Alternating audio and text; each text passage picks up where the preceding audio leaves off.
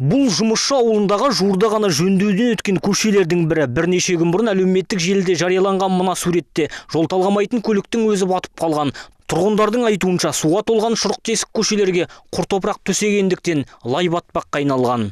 Мы день-два проездили. Бір-екі күн жүрдік, сосын кедір-бұдыр болып қалды. Соңғы 3 күнде мұнда жүру мүлде мүмкін болмай қалды. Күні кеше ғана ойықтарды қиыршық таспен жауып тастады. Көліктер жолдың ортасында тұрып қала беретін болғандықтан кейін ғана мына жолдарға ойыққа қиыршық тас төселініп тасталған. Дегенмен жүргізушілер әлі де қорқынышпен өтетіндерін айтады. Өйткені мына жерге төселген сазбалшық әлі де езіліп қала береді дейді. Где сделали? Вот это разве дорога? Істелген жолдар бірінші жаңбырға шыдас бермей қалды. Енді әрі қарай не болады? Бұны жол деп атаудың өзі қиын.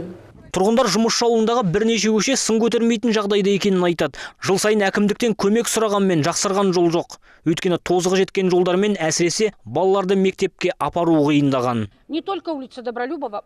Мұнда Добролюбов пен Разин көшелері ғана емес, тағы да бірнеше көшелер жол тауқыметін тартып келеді. Лазутин көшесінде балаларды көтеріп өткіземіз. Совхоз көшесінде мүлде жаяу жүре алмайсың.